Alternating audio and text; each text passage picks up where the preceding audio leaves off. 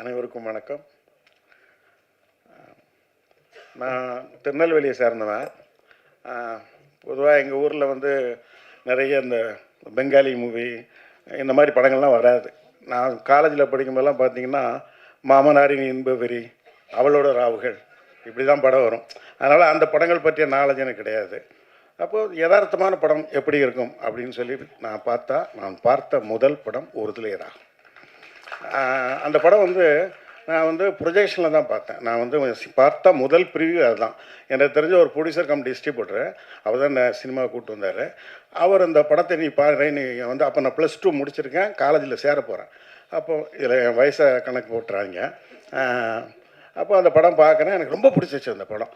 அதனுடைய விலை வந்து அப்போ பார்த்தீங்கன்னா ஒரு ஆர்ஓ பிரிண்ட்டோட கிட்டத்தட்ட 25,000 ரூபா.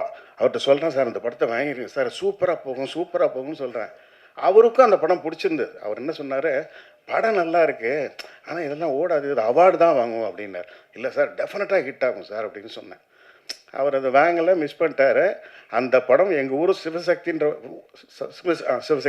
சிவசக்தி தேட்டரில் மட்டும் 3.5 லட்சம் ரூபாய் ஷேர், கிட்டத்தட்ட 25,000 ரூபாய்க்கு வாங்கியிருந்தாருன்னா ஒரு தேட்டர் ஷேர் மட்டுமே எத்தனை மடங்கு பார்த்துங்களேன். அப்போ ஹோல் திருநெல்வேலி சிட்டில் அதை எவ்வளோ கலெக்ட் பண்ணியிருக்கோம், அவ்வளோ பெரிய ஒரு ஹிட்டு. எனக்கு அதில் என்ன சந்தோஷமாக நம்ம ஜட்ஜ்மெண்ட் கொஞ்சம் கரெக்டாக இருக்குது அப்படின்ட்டு. அப்புறம் டிஆர் சார், அந்த படத்துலேருந்தே நான் அவருடைய ஃபேன். ஏன்னா அவ்வளோ அழகாக அந்த படத்தை உருவாக்கினவர் அவர் தான்.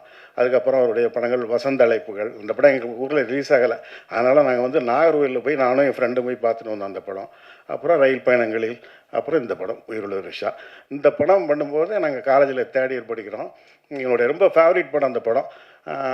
எல்லாருக்கும் இந்த படம் வந்து எங்கள் ஊர் அப்போ பார்த்திங்கன்னா எல்லா டீ கடையிலையும் இந்த பாட்டு தான், உயிருள்ள ரிஷா பாட்டு தான் ராத்திரி பகலாக மாறி மாறி ஓடிக்கிட்டு இருக்கும். கட்டடிப்போம் காலேஜுக்கு அந்த பாட்டு, இந்திர லோகத்து சுந்தரி ராத்திரி அந்த பாட்டு, வைகை கரை காற்றே நெல், இந்த மாதிரி பாட்டுகள்லாம் ஓடிக்கிட்டே இருக்கும். அதெல்லாம் திரும்ப திரும்ப நாங்கள் கேட்டுக்கிட்டே இருப்போம். படத்தையும் திரும்ப திரும்ப பார்த்துக்கிட்டே இருப்போம்.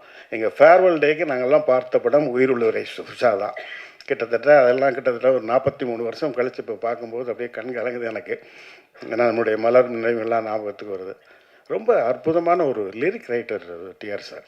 நல்ல டைரக்டர், நல்ல ரைட்டர், நல்ல நடிகர், எல்லாமே அவர் பண்ண எல்லாமே அற்புதமான விஷயங்கள் தான். ஆனால் நல்ல லிரிக் ரைட்டர், எனக்கு அதுதான் முதல்ல ரொம்ப கவர்ந்த விஷயம். பொதுவாக எல்லா கவிஞர்களுமே இலக்கியத்திலேருந்து ஏதாவது எடுத்தாழ்வாங்க. ஆனால் இவருடைய பாடல்களே ஒரு இலக்கியமாக இருக்கும். அந்த அளவுக்கு ஒரு தலை சிறந்த ஒரு பாடலாசிரியர். இந்த படத்திலே பாருங்கள், இப்போ கேட்கும்போது தான் தெரியுது, பாவை புருவத்தை வளைப்பது புதுவிதம், அதில் பரதமும் படிக்கிறது அபிநயம். அப்புறம் வைகைக்கரை காற்றே நெல், திருக்கோவில் வாசலது திறக்கவில்லை, திருக்கோடி பூஜை எதுவும் நடக்கவில்லை, தேவதையே காண ஒரு வழியும் இல்லை, தேன்மொழியை கேட்பதற்கு ஒரு வகையும் இல்லை, காதலில் வாழ்ந்த கன்னிமனம், காவலில் வீழ்ந்த கன்னி மடம் அப்படின்னு சொல்லி ரொம்ப அற்புதமாக எழுதியிருப்பார். கூண்டு கிளி அலையும் போதும் கூண்டுக்குள்ளே அலையும் போதும் காதல் கிளி அவள் பாவம் அப்படின்னு சொல்லி எழுதியிருப்பார். காற்றே இளம் காற்றே என் கண்மணி அவளை கண்டால் நீயும் காதோரம் போய் சொல்லு அப்படின்ட்டு. எனக்கு அது கூட ரொம்ப அழகான ஒரு விஷயம் என்னென்னா, கிட்டத்தட்ட ஒரு சோகப்பாட்டு, அதை ஒரு ரிதமிக்காக பண்ணி அதை நம்ம தாளம் போடுற மாதிரி பண்ணியிருப்பார் பாருங்கள். என்ன அற்புதமான ஒரு மியூசிக் டைரக்டர் பாருங்களேன். பல காதல் பாடல்கள், வரிகள், அப்புறம் ரயில் பயணங்கள் சொல்லலாம். அப்புறம் இது உறவை காத்த கிளி, எந்த பாடல்களில் நீ நீலாம்பரி, அந்த பாட்டு ரொம்ப என்னுடைய ஃபேவரட் சாங். அது என்னுடைய காரில் செக் பண்ணிங்கன்னா என்னுடைய பாட்டு டிஆர் சார் ஹிட்ஸ்னே ஒரு சிடி இருக்கும். கிட்டத்தட்ட 98ல் நான் ரெக்கார்ட் பண்ணேன் அந்த சிடி.